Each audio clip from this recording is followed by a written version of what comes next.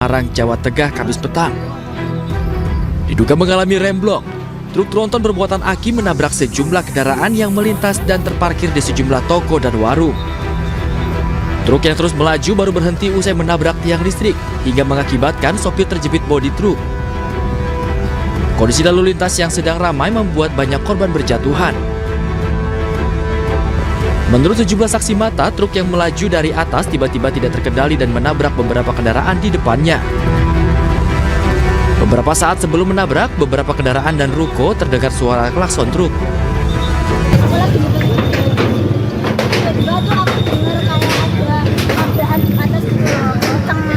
Nah terus kok tiba-tiba dia langsung nabrak gitu aja mbak, semuanya kayak hancur gitu loh. Enggak, motor saya tuh di dalam kelindes. Oh, di dalam kelindes juga. Baru naik di cucian kelindes tuh ketarik. Sudah kecuci tadi? Baru naik, Baru mau dicuci? Baru naik, baru masuk di cucian. Langsung kejadian ini, makanya kan saya juga belum duduk, baru masuk, motor dinaik langsung. Akibat kejadian ini 2 orang meninggal dunia, sedangkan 3 orang mengalami luka. Baik korban luka maupun meninggal dunia dievakuasi ke rumah sakit setempat untuk mendapatkan tindakan medis lebih lanjut. Terjadi laka di turunan Selayur ini. Truk tronton membawa aki ya, aki di turunan ini menabrak depan toko ini, toko di samping toko laundry ya. Meninggal 2 ya, dan 3 luka. Jadi saya ulangi ya, meninggal 2 dan korban luka ringan dan luka berat 3. Sementara itu proses evakuasi supir truk berjalan cukup lama. Petugas dari Basarnas Semarang sempat kesulitan untuk mengevakuasi sopir truk akibat terjepit bodi truk. Berlangsung sekitar 1 jam, sopir truk akhirnya dapat dievakuasi dan dilarikan ke rumah sakit. Kasus kecelakaan maut ini saat ini masih dalam penyelidikan Satlantas Polrestabes Semarang. Dari Semarang, Jawa Tengah, Tim Liputan, iNews melaporkan. Kebakaran di belakang apartemen Medit persis nih. Warga Jalan Ketentraman Taman Sari, Jakarta Barat dihebohkan dengan kobaran api yang muncul di tengah permukiman padat penduduk. Gede bre, bakaran gede bre. Api membakar bangunan semi permanen yang berada persis di belakang salah satu apartemen. Dalam peristiwa ini 3 rumah warga ludes terbakar. Diduga kebakaran terjadi akibat ledakan kompor dari salah satu rumah warga. Api kemudian merambat ke bangunan lainnya. Akses jalan yang sempit dan kurangnya sumber air sempat menjadi kendala untuk memadamkan api. Tadi ada info katanya dari kompor, cuman karena saya juga kesempet lihat begitu saya ke lokasi, ya api udah besar gitu kan. Tidak ada korban jiwa dalam kebakaran ini karena seluruh penghuni rumah dapat menyelamatkan diri. Api berhasil dipadamkan setelah 16 unit mobil pemadam kebakaran dari Sudin Gul Karmat Jakbar dikerahkan ke lokasi. Dari Jakarta, Rio Manik, iNews melaporkan.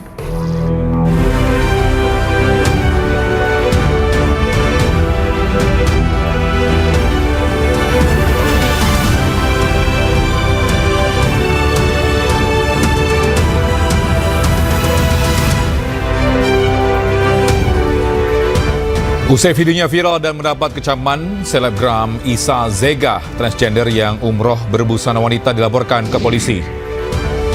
80.000 anak usia di bawah 10 tahun bermain judi online.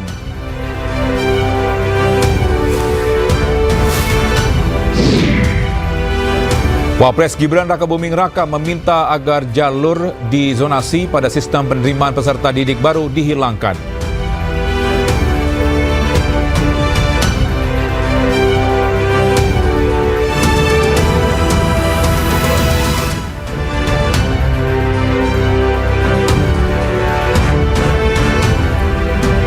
Selamat siang pemirsa, apa kabar Anda hari ini? Senang sekali saya Togis Naga kembali hadir menemani Anda dalam iNews Siang. Selain 3 berita utama tadi, iNews Siang juga akan menyuguhkan beragam informasi penting lainnya. Dan siang ini kami awali dari satu mobil kecelakaan tunggal hingga terperosok ke kali Jalan Mandara, Permai Kapuk Muara, Penjaringan, Jakarta Utara. Pelajar SMP yang mengemudi mobil tersebut diselamatkan warga yang ada di lokasi.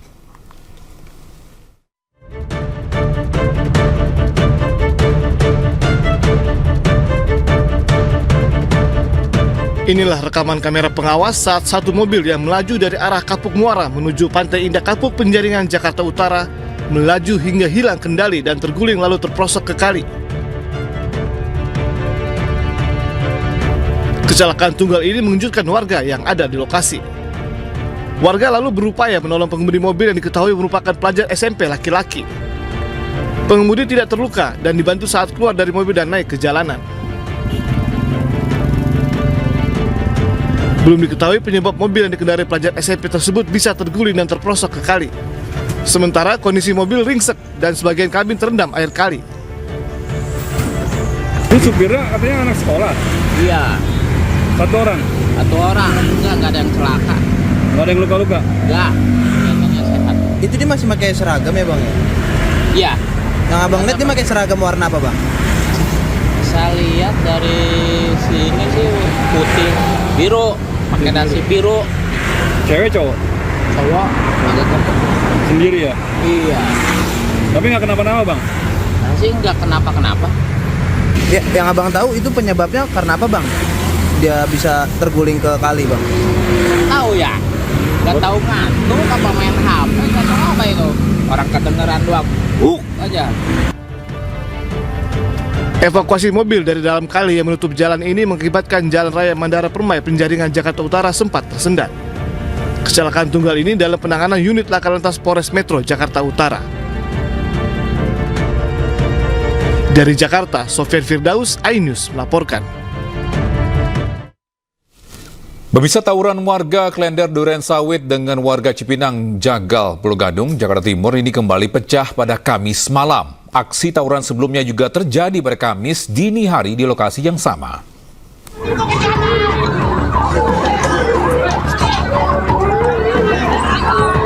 Suasana di Jalan I Gusti Ngurah Rai Klender Duren Sawit, Jakarta Timur mencekam saat aksi tawuran pemuda kembali pecah pada Kamis malam.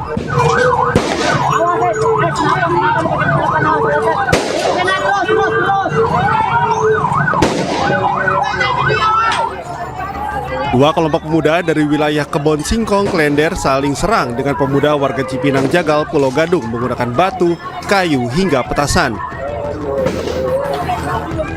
Kedua kelompok ini baru saja melakukan aksi yang sama pada Kamis dini hari. Tak sampai 24 jam, tawuran kembali diulangi kedua kelompok warga yang wilayahnya terpisahkan oleh jalur kereta dan jalan raya Gusti Ngurah Rai. Akibat tawuran ini, pengendara jalan pun tak berani melintas karena khawatir dengan masa tawuran yang kian memanas. Aparat Polri, TNI, dan Satpol PP pun kembali turun tangan agar tawuran dihentikan. Petugas bahkan harus menggunakan gas air mata untuk membubarkan massa. Saat ini situasi begini sudah bisa kita kendalikan karena kita menghimbau kepada Bapak dan Wakil maupun rekan-rekan dari pemerintah kota, dari Polsek Duren Sawit maupun dari Polres Jakarta Timur. Berikut dibantu oleh warga Bersingkong untuk menghimbau warganya untuk masuk ke rumah masing-masing. Berbagai upaya telah dilakukan aparat untuk menyelesaikan tawuran warga ini. Namun, tawuran tetap terjadi hingga meresahkan warga. Dari Jakarta, Rio Manik, iNews melaporkan.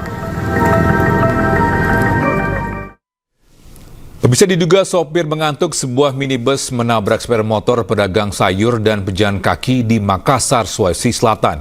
Akibatnya seorang wanita lansia tewas.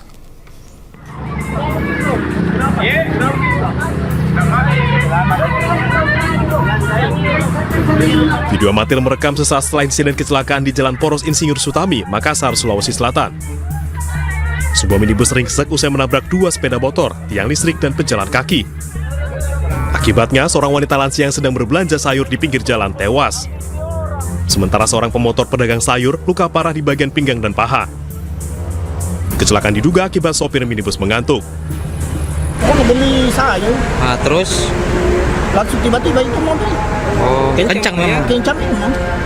Berapa orang nabrak itu, Pak? Dua sama itu anunya. Ya, 2 sama pedagang sayur ya. Ya, dua sama. Tapi gimana keluarganya, Pak? Ada. Keluarga atau meninggal ya, Pak? Iya. Polisi telah memeriksa sejumlah saksi dalam insiden ini. Sopir minibus naas juga telah diamankan. Dari Makassar, Sulawesi Selatan, Wahyu Ruslan, iNews melaporkan.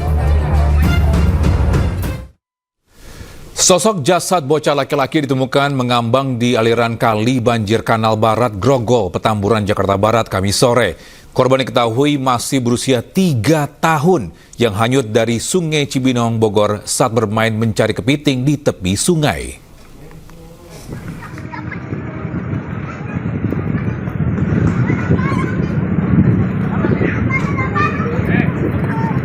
Inilah detik-detik seorang pemuda mengevakuasi jasad bocah laki-laki yang mengambang di aliran kali Banjar Kanal Barat, Kelurahan Tomang, Kecamatan Grogol, Petamburan, Jakarta Barat, Kamis sore.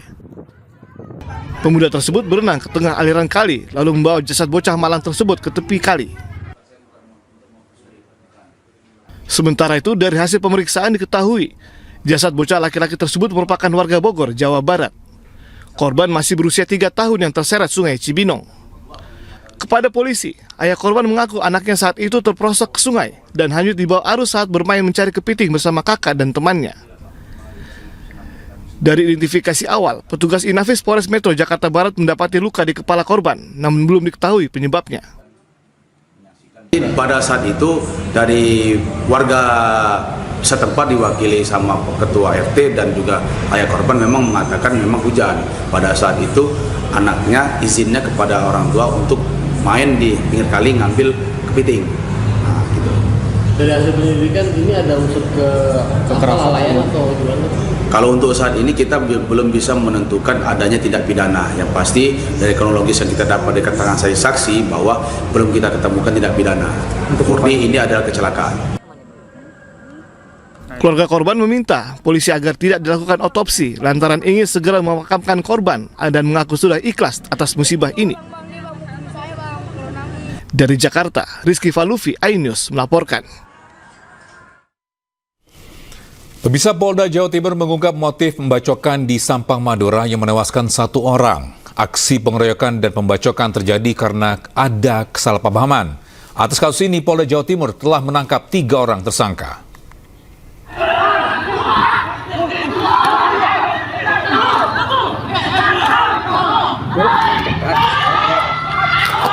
Polda Jawa Timur mengungkap motif pembacokan yang terjadi di Ketapang Lauk, Sampang, Madura 17 November 2024 lalu. Dari aksi pengeroyokan dan pembacokan yang menewaskan 1 orang berinisial J ini, Polda Jawa Timur berhasil menangkap 3 orang tersangka masing-masing berinisial FS, DUR, dan IDI. Setelah melakukan pemeriksaan terhadap 3 orang tersangka beserta 8 orang saksi, polisi mendapati motif dari aksi pengeroyokan dan pembacokan tersebut. Motif dari pengeroyokan dan pembacokan dikarenakan ketersinggungan dan termakan kabar hoax sekelompok orang. Dari pengungkapan kasus ini, polisi berhasil menyita sejumlah barang bukti, diantaranya 3 celurit milik tersangka untuk membacok korban dan sejumlah pakaian milik korban dan para tersangka. Ini sebetulnya tetanggaan semua, satu wilayah. Nah, tersangka bertiga ini memang termasuk santrinya Yai Hamduddin itu. Ya, ketika yainya mereka dengar dipukul, sehingga mereka spontan mengejar yang diduga dilakukan oleh Jimmy ini yang memukul itu. Akibat perbuatannya, ketiga tersangka terancam 10 tahun penjara karena melanggar pasal 170 ayat 2 ke 3E KUHP tentang pengeroyokan menyebabkan korban meninggal dunia. Dari Surabaya, Hari Tambayong, iNews melaporkan. Usai video umroh menggunakan pakaian wanitanya viral dan mendapat banyak kecaman, selebgram transgender Isa Zega dilaporkan ke Polres Metro Jakarta Selatan. Sesaat lagi di iNews Siang.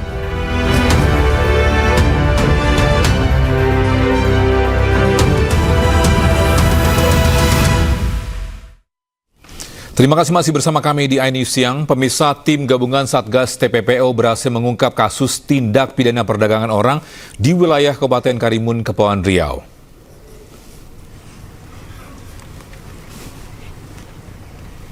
Dalam operasi ini, Bareskrim Polri, Polda Kepri, dan Polres Karimun menangkap 3 orang yang diduga terlibat dalam jaringan perdagangan orang.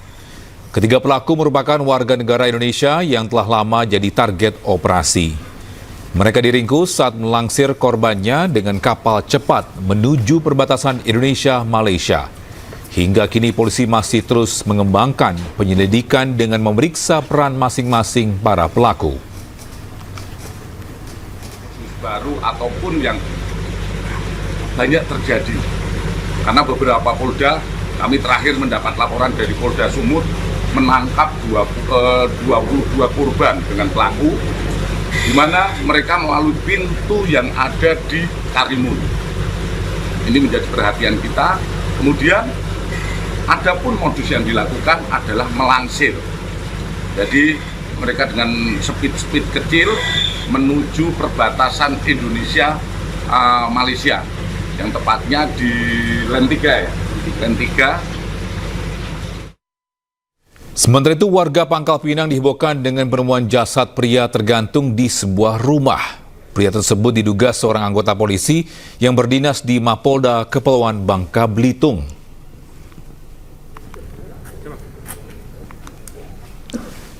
Ya, setelah mendapat laporan warga, tim Inafis Polda Bangka Belitung langsung melakukan olah tempat kejadian perkara. Di lokasi ditemukannya jenazah korban di sebuah perumahan di Kelurahan Sinar Bulan, Kecamatan Bukit Intan, Kota Pangkal Pinang. Jasad pria yang diduga anggota polisi ini pertama kali diketahui setelah salah satu rekan korban mengajak RT setempat mendobrak rumah korban karena beberapa hari tidak masuk kerja. Terkait kematian pria yang diduga polisi ini, Polda Kepulauan Bangka Belitung belum memberikan keterangan. Sama-sama, ayo lihat pas mendobrak pintu itu. Posisi di mana, Bu? Posisi di kamar belakang. Dapat informasi bahwa dia gantung diri, benar nggak? Iya benar, memang ibu nyaksikan. Cuman ibu nyaksikan dari atas kan, dia masuk ke dalam, berlarian. Habis itulah nunggu anggota yang lain kan, keluar kan dari ruangan. Kita beralih ke Jawa Tengah. Mahasiswi perguruan tinggi swasta di Kota Semarang menjadi korban pelecehan yang dilakukan oleh oknum pejabat BUMN saat mengikuti program magang. Korban dipaksa merokok serta terjadi pelecehan seksual saat berada di ruang kerja yang tertutup.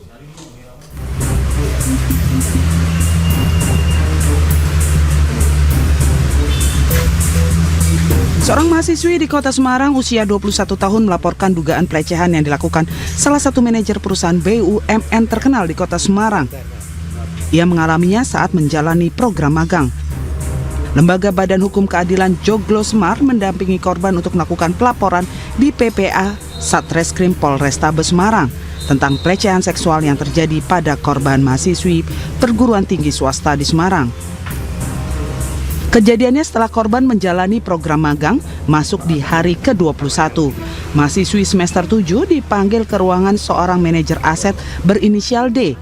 Namun sesampainya di ruangan, korban yang mengira disuruh memperkenalkan diri malah mendapatkan perlakuan tidak senonoh. Tidak hanya mendapatkan pelecehan di dalam ruangan, korban juga merasa tertekan saat diajak keluar untuk menemaninya nongkrong, serta dipaksa untuk menerima uang, namun ditolaknya. Yang ke-21, dia dipindahkan ke salah satu departemen penyelamatan aset dengan pimpinannya adalah Mr. X dengan inisial D. Di hari pertama dia masuk kurang lebih pukul 8.47 pagi sampai dengan pukul 9.50 sekian, mengalami suatu perbuatan pelecehan. Sebuah pelecehan yang ini kembali sangat ironis karena apa? Sebagai wanita kembali mengalami ketidakadilan. Sebagai mahasiswi magang perempuan di sebuah perusahaan kembali menjadi korban perilaku arogan dari seorang level pimpinan, seorang manajer. Saya di situ aja, suruh nemenin di situ terus gitu loh. Terus akhirnya saya sampai dipegang pipi saya, terus saya langsung dicium, tapi saya udah nolak, saya udah nggak boleh kayak gitu Pak, tapi dia nggak peduli gitu loh. Keluarga saya mintanya saya berhenti aja, nggak usah masuk gitu. Dari kampus juga narik saya untuk masuk. Atas kejadian tersebut hingga kini korban merasa syok. Peristiwa pelecehan tersebut membuat dirinya tidak berpikir untuk melanjutkan pendidikan program magang dari kampusnya. Dengan dukungan keluarga dan kampus, korban merasa lega dan berharap pelaku dapat dihukum sesuai dengan perbuatannya. Pemirsa, buron selama sepekan pelaku pembunuhan wanita yang jasadnya ditemukan di jurang di Luwu Timur, Sulawesi Selatan ditangkap polisi. Tidak hanya tega membunuh, pelaku juga merampok dan memperkosa korban.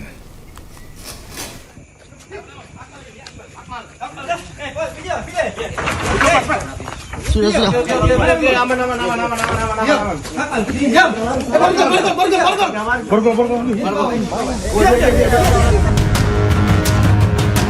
Inilah detik-detik penangkapan pembunuh wanita yang jasadnya dibuang ke dalam jurang di kawasan Gunung Kayu Langi, Luwu Timur.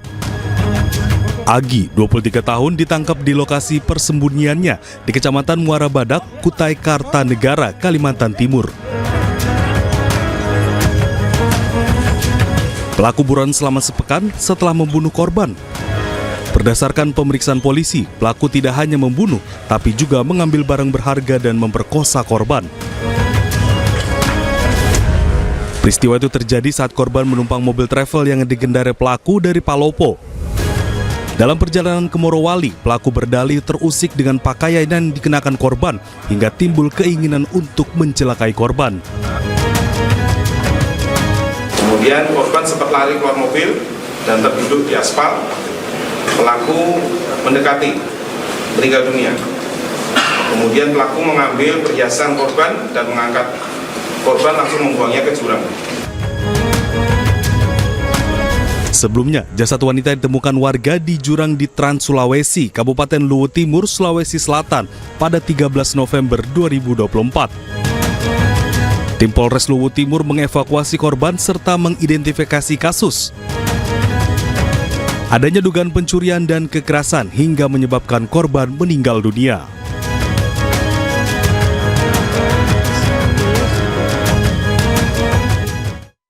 Sementara misteri kematian Lindawati yang tewas dihantam barbel akhirnya terungkap. Motifnya karena tersangka emosi, korban diduga menolak membayar angsuran gadai emas sehingga memukul kepala korban hingga tewas.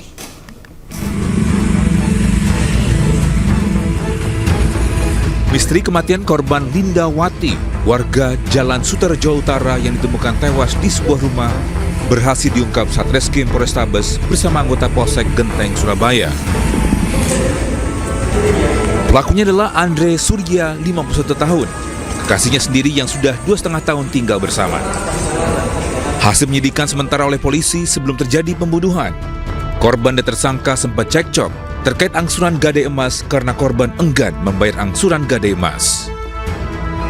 Akhirnya tersangka emosi dan mengambil barbel besi seberat 5 kg yang dihantamkan kepala korban hingga korban tewas. Karena kaut kekasihnya tewas, tersangka memberi kabar palsu kepada anak korban kalau korban tewas akibat jatuh di kamar mandi. Namun saat dievakuasi, kematian korban ditemukan banyak kejanggalan, diantaranya banyak luka lebam di tubuh korban dan luka robek di bagian bibir hingga hidung. Jadi yang bersangkutan itu datang ke rumah tersangka. Pada saat itu yang bersangkutan ada cekcok di situ. Kemudian pada saat disuruh mengambilkan air minum, jadi pada saat ngobrol di ruang tamu, kemudian disuruh mengambil air minum. Pada saat jalan ke belakang, tersangka mengambil piringan atau plat barbel ini yang seberat 5 kilo, langsung ke belakang, kemudian memukul terhadap kepala korban. Setelah korban jatuh, kemudian dipukul berkali-kali, dan di situ juga korban sempat memberi perlawanan dengan cara mencakar leher pelaku dan juga menggigit tangan pelaku. Akibat perbuatannya, tersangka Andre terancam dikenakan pasal 338 KUHP dan pasal 351 KUHP tentang pembunuhan dan penganiayaan dengan ancaman hukuman maksimal 15 tahun penjara. Dari Surabaya, Nur Syafi'i, iNews melaporkan. Seorang kakek di Kabupaten Tuban, Jawa Timur nekat menganiaya tetangganya sendiri gara-gara pohon pisang miliknya sering hilang dicuri. Korban menderita luka parah di kaki dan kepala.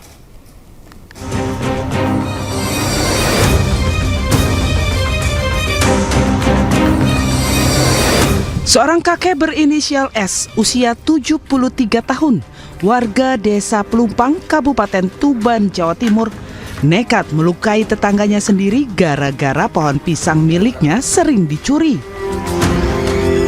Berawal sang kakek S mengecek kondisi lahan miliknya yang ditanam pohon pisang.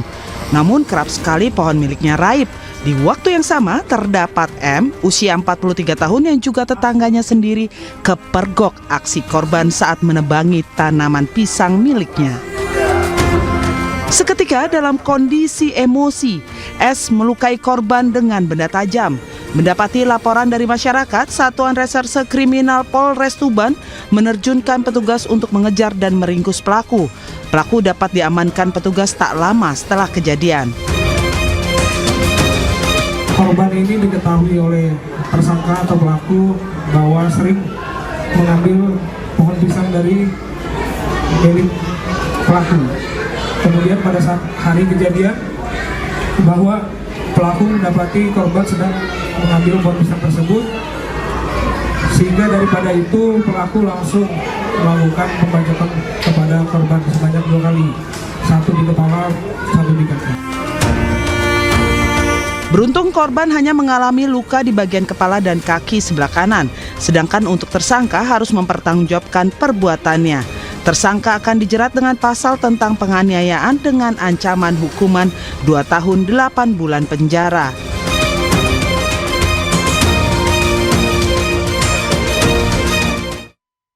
Pemirsa, usai videonya viral dan mendapat banyak kecaman, selebgram Isa Zega, ini transgender yang umroh berbusana wanita, dilaporkan ke Polres Metro Jakarta Selatan. Ia dituduh telah menistakan agama.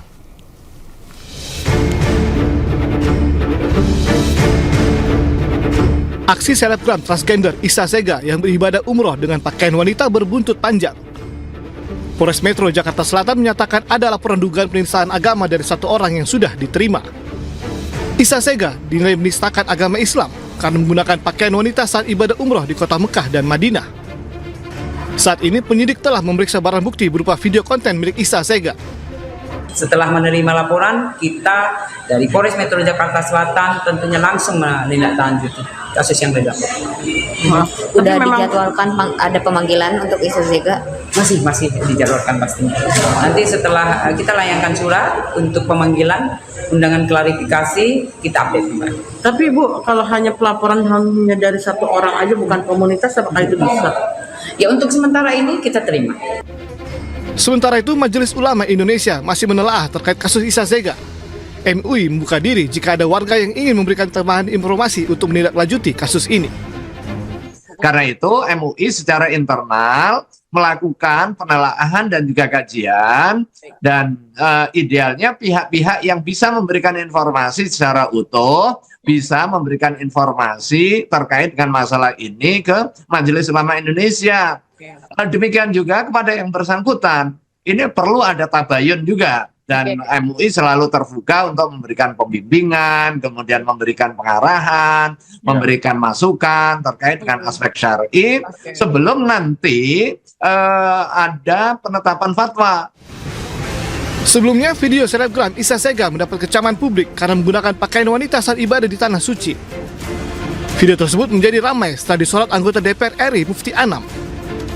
Dari Jakarta, Helmi Sajangbati, iNews melaporkan.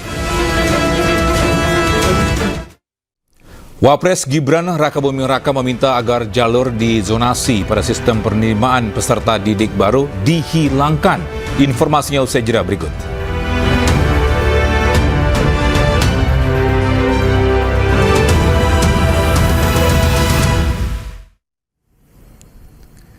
Kembali bersama kami di Ini Siang, pemirsa. Kapolri dan Panglima TNI menghadiri acara doa bersama lintas agama di lapangan Simpang 5 Semarang, Jawa Tengah. Meski beberapa pilihan masyarakat dihimbau tetap menjaga kondusivitas selama penyelenggaraan pilkada serentak.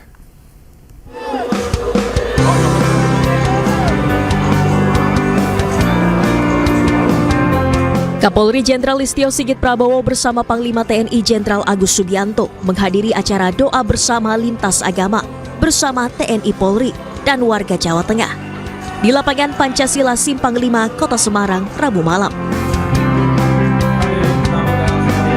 Agenda digelar sebagai cooling system jelang pelaksanaan pilkada serentak dan untuk mendoakan agar pelaksanaan pilkada Jawa Tengah berlangsung aman dan lancar. Acara diisi dengan ceramah kebangsaan oleh Muhammad Ikdam Khalid atau Gus Ikdam, selaku pengasuh Pondok Pesantren Mambaul Hikam II Kabupaten Blitar. Kapolri Jenderal Listio Sigit Prabowo mengingatkan pentingnya menjaga persatuan dan kesatuan, meskipun masyarakat berbeda pilihan dalam pilkada. Walaupun tentunya masing-masing memiliki perbedaan dalam hal pilihan, dalam hal paslon, namun yang kita pesankan bahwa siapapun yang terpilih tentu kita harus terus menjaga persatuan dan kesatuan. Kapolri juga berpesan kepada masyarakat untuk tidak mudah terprovokasi dengan isu yang bisa memecah belah persatuan dan kesatuan menjelang Pilkada serentak 27 November 2024. Dari Semarang, Jawa Tengah, Kristadi, iNews melaporkan. Pemirsa, dalam lawatannya di Pejaten Timur, Jakarta Selatan, calon gubernur nomor urut 1 Ridwan Kamil menerima syal Persija sebagai ungkapan dukungan dirinya di Pilkada Jakarta 2024. Selain itu, pasangan Suswono ini juga memperoleh dukungan dari ulama se-Jakarta saat melakukan silaturahim di Rawamangun, Jakarta Timur. Belusukan di Pejaten Timur bersama Kana Sutrisna Sumadilaga, Cagup Jakarta nomor urut 1 Ridwan Kamil disambut antusias warga dan mendapat momen istimewa saat dikalungi syal tim Persija dari The Jackmania. Selain menyapa, RK juga menyerap berbagai aspirasi yang akan dipenuhi melalui program dokter keliling, program keumatan, dana operasional aktivis lingkungan, serta dana kehormatan RT RW jika terpilih menjadi gubernur Jakarta. Yang teristimewa dikasih sal oleh Jackmania. Ya, titipannya cuma satu, kalau nanti kepilih Persija tolong main di JIS atau GBK. Masa jadi tuan rumah mainnya di Bogor, di Bekasi. Kalau sudah jadi pemimpin semua urusan memang diurus dari keumatan, olahraga, ekonomi, ya itulah ya resikonya. Tapi untuk melayani masyarakat ternyata harus berkontestasi sedemikian rupa seperti ini. Pasangan Cagup dan Cawagup Jakarta nomor urut 1 Ridwan Kamil Suswono juga memperoleh dukungan dari Perkumpulan Ulama se-Jakarta dan Jawa Barat. Dukungan ini disampaikan saat RK menghadiri silaturahmi gabungan ulama bersama Habib Lutfi bin Yahya di Rawamangun, Jakarta Timur. Berharap dari pertemuan ini perjalanan Kang Emil ke depan dikawal oleh para ulama dengan doa-doa dan harapan-harapan yang baik. Kami dari ulama Jawa Barat menitipkan kepada ulama Jakarta agar beliau dibimbing. Seandainya beliau menjadi gubernur tetap didampingi gitu, agar langkah-langkahnya itu selalu mendapatkan ridho Allah. Hadirnya dukungan dari sejumlah elemen masyarakat ini menjadi kekuatan bagi Ridwan Kamil dan Suswono untuk menang satu putaran di Pilkada Jakarta 2024. Dari Jakarta, Jessica Winoto, Indra Okta, Irian Syah Wahyu di iNews melaporkan. Ya, sementara itu ex-gubernur Jakarta periode 2017-2022 Anies Baswedan hadir dalam acara apel siaga kawal TPS dan rapat akbar warga kota di lapangan Blok S, Kebayoran Baru, Jakarta Selatan.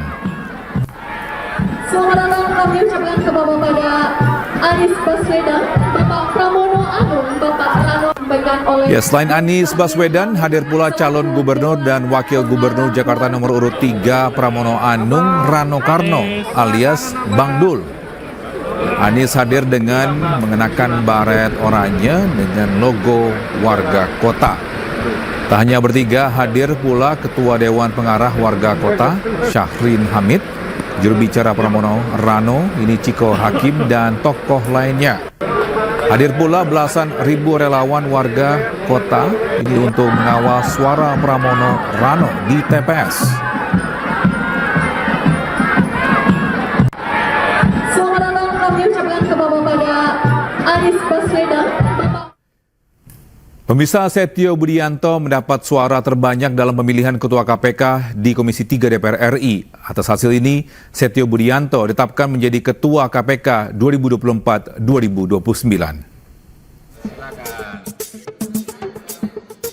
Pak Beni Utama. Komisi 3 DPR RI menyelesaikan proses pemilihan calon pimpinan Komisi Pemberantasan Korupsi periode 2024-2029 dalam rapat pleno di Komisi 3 Komplek Parlemen Senayan, Jakarta. Setio Budianto mendapat suara terbanyak dalam pemilihan Ketua KPK dengan 45 suara. Dengan hasil ini, Setio Budianto sebagai Ketua KPK periode 2024 hingga 2029. Setio akan memimpin lembaga anti rasuah 5 tahun mendatang bersama Fitroh Roh Cahyanto, Ibnu Basuki Widodo, Johanis Tanak, dan Agus Joko Pramono. Diharapkan pimpinan terpilih KPK ini bisa menyelesaikan kasus-kasus korupsi yang masih ada di Indonesia. Tim Liputan iNews melaporkan. Bisa Setio Budianto terpilih menjadi Ketua KPK periode 2024 hingga 2029. Setio mendapat suara terbanyak dalam pemilihan Ketua KPK di Komisi 3 DPR RI, yakni 45 suara.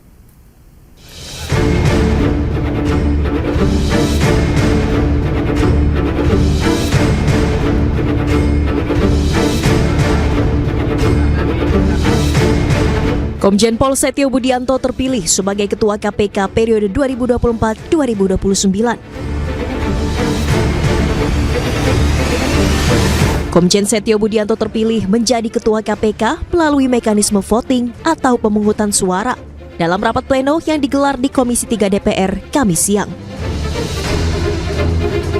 Setio Budianto mendapat suara terbanyak, yakni 45 suara, dan menyisihkan 9 calon ketua KPK lainnya.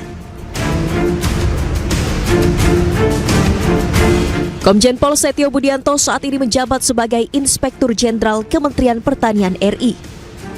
Pria berusia 57 tahun ini telah lama berkarir di kepolisian tanah air.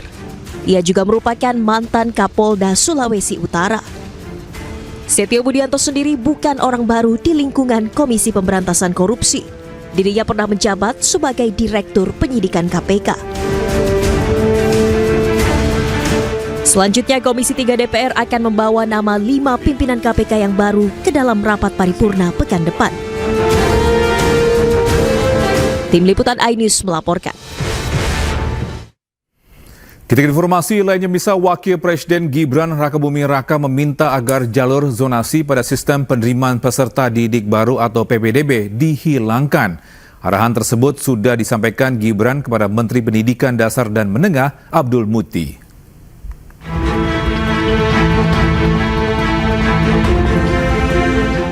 Wakil Presiden Gibran Rakabuming Raka meminta kepada Menteri Pendidikan Dasar dan Menengah Abdul Muti untuk menghapus sistem zonasi dalam penerimaan peserta didik baru atau PPDB.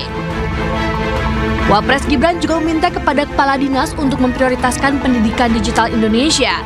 Menurutnya, pendidikan berbasis digital merupakan faktor kunci dalam menyongsong Indonesia Emas 2045. Kalau kita bicara masalah generasi emas, bicara masalah Indonesia emas, bicara masalah Indonesia emas di tahun 2045. Ini kuncinya ada di pendidikan, kuncinya di anak-anak muda.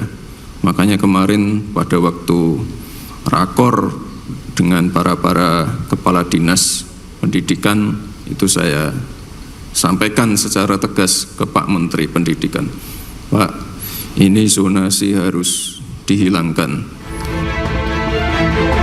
Sebelumnya, pelaksanaan PPDB pada 2024 di sejumlah wilayah di tanah air diwarnai sejumlah persoalan dan kecurangan.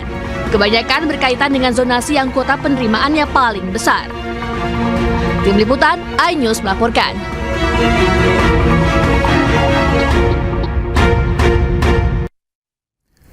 Pemirsa, jalur PPDB zonasi adalah kebijakan yang menetapkan pendaftaran siswa baru di sekolah-sekolah negeri berdasarkan pada pembagian wilayah atau zona geografis.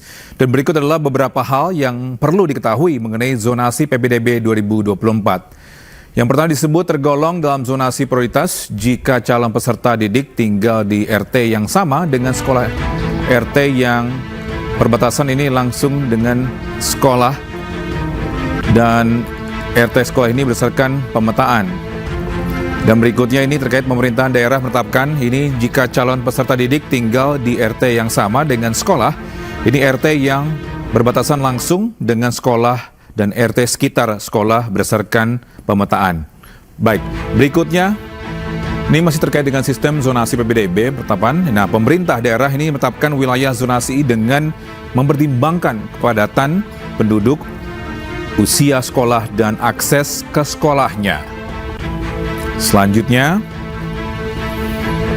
masih terkait dengan metode penetapan wilayah, pendekatan radius sekolah, dan pendekatan wilayah administrasi dan menetapkan wilayah RT yang berbatasan langsung dengan RT di mana sekolah ini yang ada. Berikutnya, nah ini terkait dengan SD. SD ini sedikitnya paling sedikit ada 70% pemirsa. Dan untuk SMP ini paling sedikit 50% dan SMA paling banyak tadi itu ya. Mari kita lihat lagi. Nah, terkait dengan ini SD maksimal jarak zonasi antara rumah dan pilihan adalah 3 km. Dan untuk SMP, maksimal Jakarta zonasi antara rumah dan SMP pilihannya adalah 5-7 km. Dan SMA-nya maksimal jarak zonasi antara rumah ini 9-10 km. Itulah informasi terkait sistem zonasi PPDB jarak sekolah zonasi PPDB 2024. Dan pemirsa, selanjutnya iNews Siang akan dibawakan oleh Rosalin Hu. Dan selamat siang Ocha. Baik, selamat siang Togi. Gimana kabarnya siang hari ini? Kabarnya tetap semangat ya, pastinya harus tetap update dengan berbagai informasi. Iya, apalagi menarik untuk segmen berikutnya. Iya Togi, jadi untuk segmen berikutnya ini terkait dengan 8,8 juta masyarakat Indonesia ternyata diketahui bermain judi online, di mana 80.000 diantaranya merupakan anak usia di bawah 10 tahun. Ya, pemirsa jangan kemana-mana, informasinya akan kami hadirkan usai jeda berikut ini.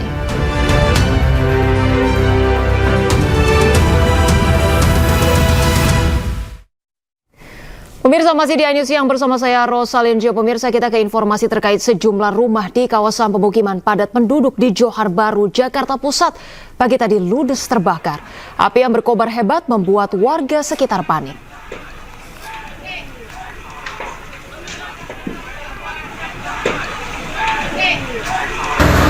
Dibantu warga, petugas pemadam kebakaran berupaya memadamkan api yang menghanguskan sejumlah rumah di pemukiman padat penduduk Jalan Rawa Selatan, Johar Baru, Jakarta Pusat. Banyaknya material bangunan yang mudah terbakar, api semakin membesar. Menurut warga, api pertama kali terlihat dari dalam ruangan di lantai 2 salah satu rumah. Dan hanya dalam hitungan menit, api menyambar bangunan di sebelahnya. Belum diketahui penyebab pasti dari kebakaran.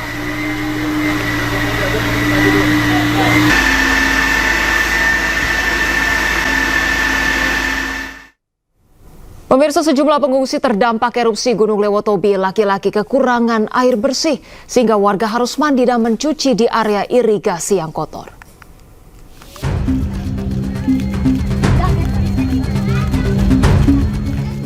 Krisis air bersih membuat pengungsi erupsi Gunung Lewotobi laki-laki di Kabupaten Flores Timur NTT terpaksa harus mandi dan mencuci menggunakan air irigasi yang kotor. Lokasi irigasi berjarak 600 meter dari posko pengungsian dan ditempuh dengan jalan kaki di Desa Kobasoma, Kecamatan Titeneha, Kabupaten Flores Timur. Setiap pagi dan sore, para pengungsi dari anak-anak hingga lansia ramai-ramai menuju ke irigasi untuk mandi dan mencuci, karena air di pengungsian tidak mencukupi kebutuhan warga. Hingga kini lebih dari 12.000 jiwa korban erupsi Gunung Lewotobi laki-laki mengungsi di 6 titik posko pengungsian. Di posko tidak ada air. Di posko pengungsian tidak ada air? Iya. Bahkan kami pergi WC, saya setengah mati. Air hanya 1 fiber saja. Tapi biar besar itu hanya satu, saya berkali masyarakat banyak begini. Tiap hari kakak pergi ke sini? Iya, tiap hari. Paginya datang mandi sini, sore mandi sini, cuci di sini. Saluran. Para pengungsi berharap bantuan dari pemerintah untuk menyalurkan air dan menambah jumlah tempat penampungan air di lokasi pengungsian. Dari Flores Timur NTT, Jody Nura, iNews melaporkan.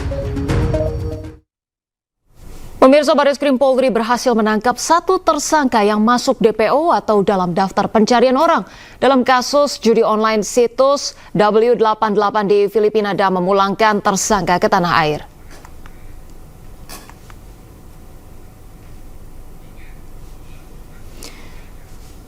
Dalam keterangan pers di Bandara Soekarno-Hatta, Jumat dini hari, polisi meringkus tersangka HS di Filipina pada tanggal 31 Oktober 2024. Tersangka HS merupakan penyedia rekening deposit dan rekening penarikan untuk para pemain judi online W88.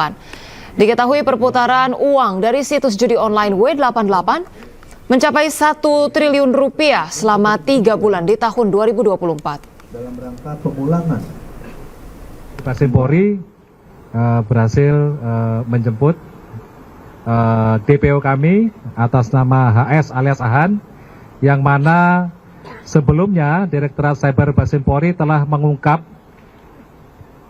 website perjudian online atau W88 pada bulan Mei, di mana kami telah mengamankan 7 tersangka yang saat ini proses penyidikan sudah sampai di sidang pengadilan di Pengadilan Negeri Batam. Dari hasil pemeriksaan kami telah menetapkan tersangka dan DPO kita monitor ada di Filipina. Website W88 ini perputaran uangnya selama 3 bulan pada saat kita melakukan pengungkapan kasus 1 triliun. Pemirsa, pemerintah terus melakukan upaya masif dalam pemberantasan judi online. Upaya tersebut dilakukan dengan mengkolaborasikan sejumlah kementerian dan lembaga terkait melalui Des Pemberantasan Judi Online.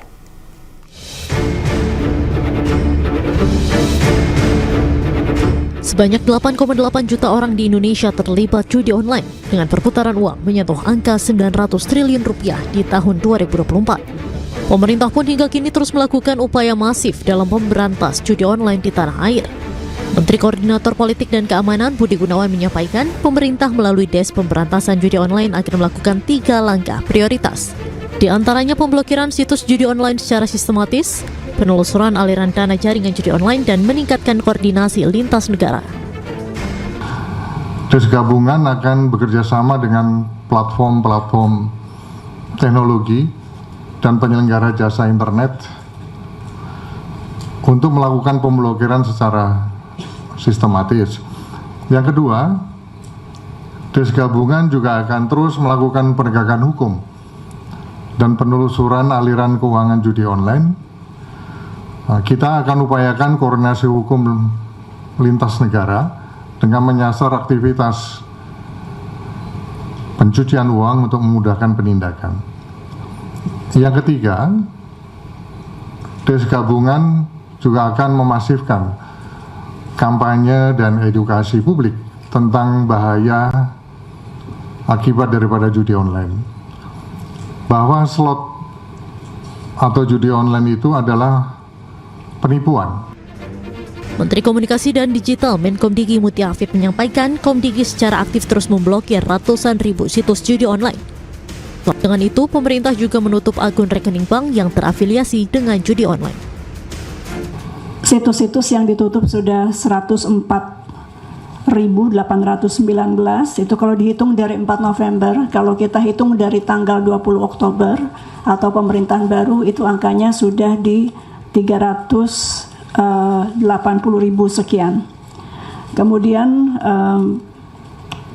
untuk permohonan pemblokiran rekening bank untuk bulan November saja, yaitu wilayah kerja Des judi online ini, kami sudah mengirimkan 651 permohonan untuk kemudian rekening bank ini ditindaklanjuti atau diblokir. Jadi sebagaimana teman-teman ketahui bahwa situs satu hal lain adalah rekening. Jadi kalau situs seperti tangannya, rekening ini seperti nadinya. Sementara itu, dalam kurun waktu 2 minggu, kepolisian hingga kini berhasil mengungkap sebanyak 619 kasus judi online dengan jumlah tersangka mencapai 734 orang. Kepolisian juga telah menyita uang tunai sebesar 177,6 miliar rupiah. Kolaborasi antara seluruh kementerian dan lembaga juga terus akan digalakan untuk memberantas judi online. Dari Jakarta, tim liputan iNews melaporkan. Pemirsa, 8,8 juta masyarakat Indonesia bermain judi online. 80.000 diantaranya merupakan anak usia di bawah 10 tahun.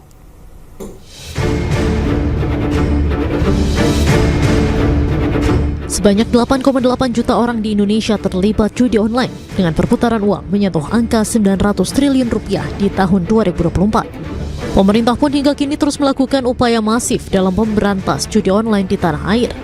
Menteri Koordinator Politik dan Keamanan Budi Gunawan menyampaikan pemerintah melalui Des Pemberantasan Judi Online akan melakukan 3 langkah prioritas. Di antaranya pemblokiran situs judi online secara sistematis, penelusuran aliran dana jaringan judi online, dan meningkatkan koordinasi lintas negara. 97.000 anggota TNI Polri dan 1,9 juta pegawai swasta yang bermain judi online.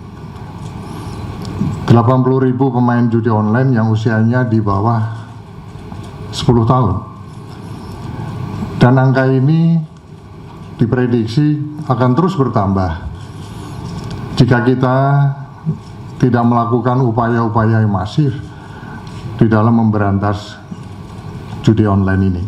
Oleh karena itu, melalui forum ini juga kami dan kita semuanya menghimbau ya, mari kita memproteksi anak-anak kita, keluarga kita, semuanya untuk tidak terkontaminasi dengan judi online ini dengan bahayanya sangat luar biasa.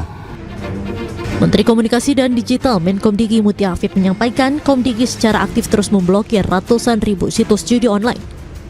Dengan itu, pemerintah juga menutup akun rekening bank yang terafiliasi dengan judi online. Situs-situs yang ditutup sudah 104.819, itu kalau dihitung dari 4 November, kalau kita hitung dari tanggal 20 Oktober atau pemerintahan baru, itu angkanya sudah di 380.000 sekian. Kemudian untuk permohonan pemblokiran rekening bank untuk bulan November saja, yaitu wilayah kerja Des Judi Online ini, kami sudah mengirimkan 651 permohonan untuk kemudian rekening bank ini ditindaklanjuti atau diblokir. Jadi sebagaimana teman-teman ketahui bahwa situs satu hal lain adalah rekening. Jadi kalau situs seperti tangannya, rekening ini seperti nadinya. Sementara itu, dalam kurun waktu 2 minggu, kepolisian hingga kini berhasil mengungkap sebanyak 619 kasus judi online dengan jumlah tersangka mencapai 734 orang. Kepolisian juga telah menyita uang tunai sebesar 177,6 miliar rupiah. Kolaborasi antara seluruh kementerian dan lembaga juga terus akan digalakan untuk memberantas judi online. Dari Jakarta, tim liputan iNews melaporkan. Pemirsa, maraknya judi online atau judol menyebabkan hampir 1.000 pasangan suami istri bercerai di Bojonegoro, Jawa Timur. Sejak Januari 2024 hingga Oktober 2024, tercatat 978 istri yang menggugat cerai suami perihal judi online.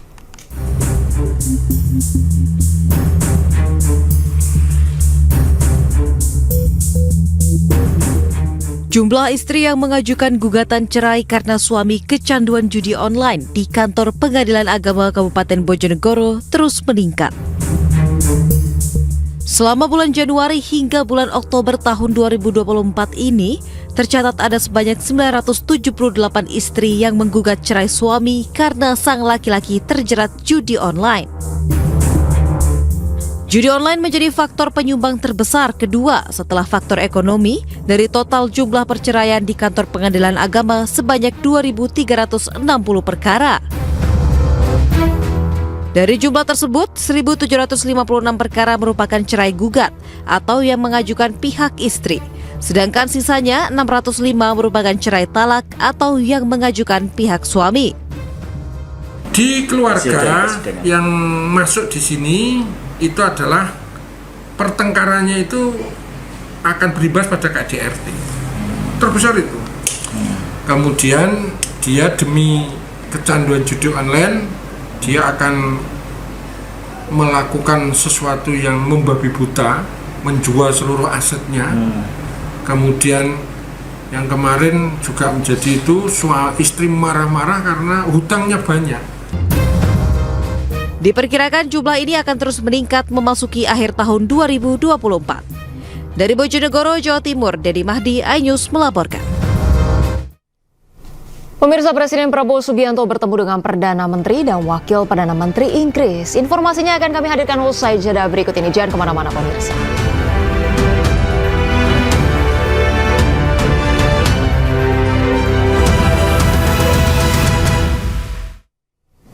Pemirsa, terima kasih Anda masih menyaksikan iNews Siang.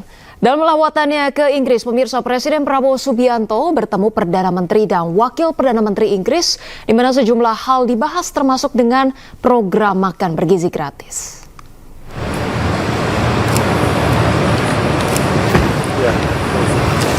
Presiden Prabowo Subianto bertemu Perdana Menteri Inggris Keir Starmer di Downing Street, London, Inggris. Keduanya bertemu pada Kamis pukul 12:30 waktu setempat dan disambut oleh Perdana Menteri Keir Starmer di depan pintu utama kantor Perdana Menteri. Dalam sambutannya, PM Starmer menyampaikan apresiasi atas kedatangan Presiden Prabowo ke kantornya. Very welcome. It's fantastic to be able to welcome you here. We saw each other earlier this week. Yes. But to have you here at Downing Street is a real privilege. Pertemuan keduanya menghasilkan pernyataan bersama tentang kemitraan strategis baru antara Republik Indonesia dan Inggris. Para pemimpin juga membahas peluang yang dihadirkan oleh kolaborasi di bidang pendidikan dan menyambut baik pendirian Universitas Inggris pertama di Indonesia tahun ini.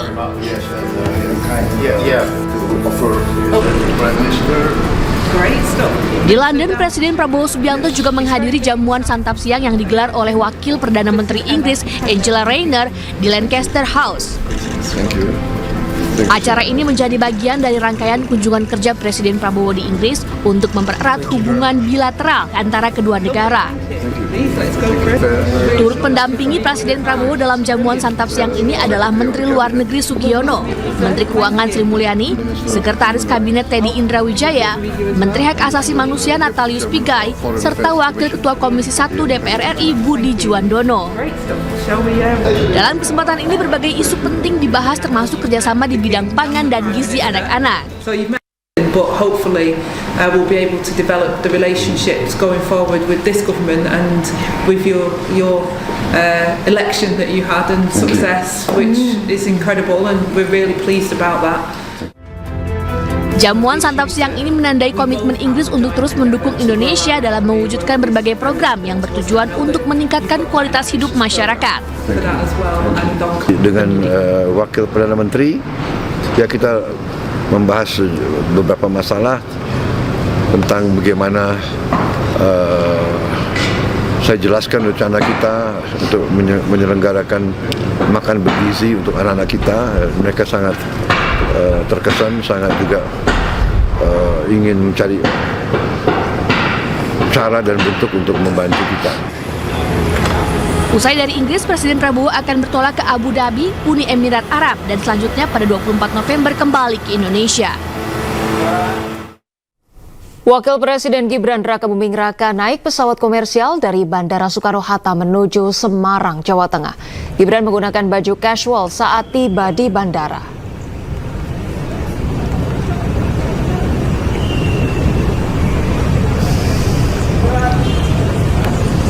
Dengan pengawalan Pas Pampres, Gibran berangkat menuju Semarang dari Bandara Internasional Soekarno-Hatta menggunakan pesawat komersial.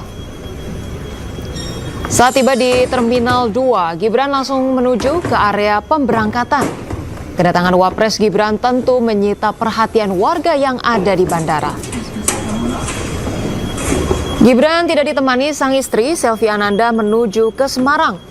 Sebelumnya sang ayah, mantan presiden yaitu Joko Widodo bersama Ibu Iriana, juga sering menggunakan pesawat komersial saat berpergian, terutama ketika pulang ke Solo.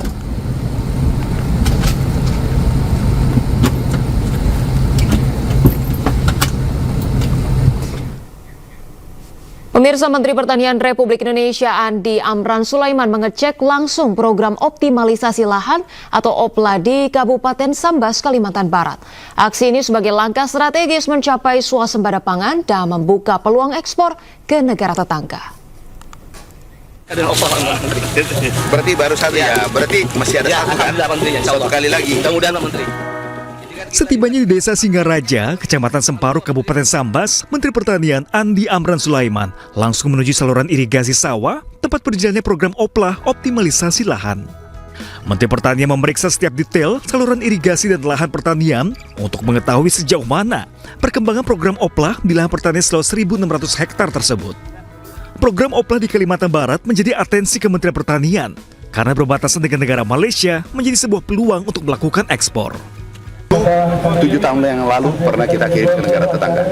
Ini sangat potensi. Kenapa? Bisa bersaing dengan negara lain. Kenapa bersaing? Karena Thailand, Vietnam itu harus pakai kapal, biayanya besar. Sedangkan di sini hanya pakai truk sudah bisa kita ekspor. Jadi nanti insya Allah 240.000 hektar, 250.000 hektar kita optimalkan menjadi 1 kali tanam, 2 kali tanam menjadi 3 kali. Selain mendengarkan permasalahan dan kendala yang dialami para petani setempat, Andi juga menyerahkan berbagai peralatan pertanian kepada para kelompok tani, tujuannya untuk membantu para petani agar lebih mudah mengolah lahan pertanian. Dari Singkawang, Kalimantan Barat, Rizky Kurnia, iNews melaporkan. Pemirsa, insiden polisi tembak mati polisi terjadi di Mapolres Solo Selatan, Sumatera Barat, Jumat dini hari tadi. Jangan kemana-mana pemirsa, informasinya akan kami hadirkan usai jeda berikut ini.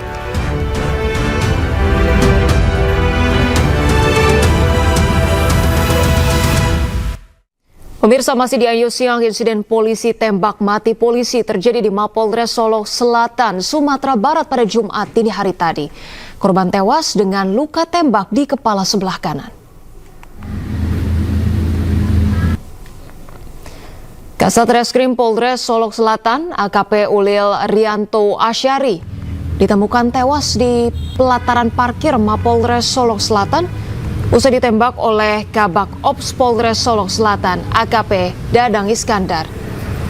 Diketahui korban mengalami luka tembak di bagian kepala sebelah kanan dan dibawa ke Rumah Sakit Bayangkara Polda Sumbar. Sementara pelaku sudah diamankan di Ditpropam Polda Sumbar setelah menyerahkan diri usai menembak korban dan masih diperiksa intensif. Kapolda Sumatera Barat, Irjen Pol Suharyono menjelaskan akan mengusut tuntas kasus ini dan menindak tegas siapa yang menghalangi dalam proses penyelidikan. Upaya-upaya tertentu dan sampai saat ini secara intensif sedang kita dalami apa yang menjadi motifnya. Kita belum bisa melaporkan, menginformasikan secara utuh kecuali nanti sudah kita kumpulkan keterangan saksi maupun dari yang diduga tersangka. Pastinya tindakannya tegas. Dalam minggu ini kami upayakan sudah ada proses PTDH. Dalam minggu ini setidak-tidaknya sampai 7 hari ke depan saya sudah melaporkan ke pimpinan Polri dan juga dari pusat juga. Ini tindakan yang harus tegas kepada siapapun yang menghalang-halangi penegakan hukum yang sangat mulia ini. Pemirsa, satu mobil terlibat kecelakaan tunggal hingga terperosok ke kali Jalan Mandara Permai Kapuk Muara Penjaringan, Jakarta Utara. Pelajar SMP yang mengemudikan mobil tersebut diselamatkan warga yang ada di lokasi. Dan pemirsa, informasi ini sekaligus menutup iNews Siang hari ini. Cuplikan tayangan berita iNews dapat Anda saksikan di kanal YouTube @officialinews. Dan pemirsa, jangan kemana-mana karena sesaat lagi Kawal Pilkada akan hadir bersama rekan Aulia Wardani. Pemirsa, saya Rosalyn Cio pamit undur diri. Terima kasih, selamat beraktivitas dan sampai jumpa.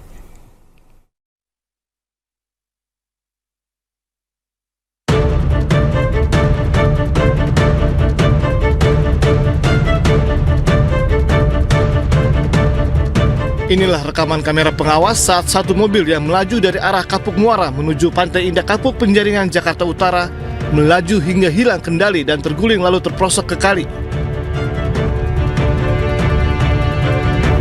Kecelakaan tunggal ini mengejutkan warga yang ada di lokasi. Warga lalu berupaya menolong pengemudi mobil yang diketahui merupakan pelajar SMP laki-laki. Pengemudi tidak terluka dan dibantu saat keluar dari mobil dan naik ke jalanan. Belum diketahui penyebab mobil yang dikendarai pelajar SMP tersebut bisa terguling dan terperosok ke kali. Sementara kondisi mobil ringsek dan sebagian kabin terendam air kali. Itu supirnya katanya anak sekolah? Iya. Satu orang? Satu orang, enggak ada yang celaka. Nggak ada yang luka-luka? Enggak, kelihatannya sehat. Itu dia masih pakai seragam ya bang? Iya. Yang abang lihat dia pakai seragam warna apa bang? Saya lihat dari sini sih putih, biru, pakai dasi biru. Cewek cowok? Cowok, agak kepet. Sendiri ya? Iya. Tapi nggak kenapa-napa bang? Sih nggak kenapa-kenapa. Ya, yang abang tahu itu penyebabnya karena apa bang? Dia bisa terguling ke kali bang? Nggak tahu.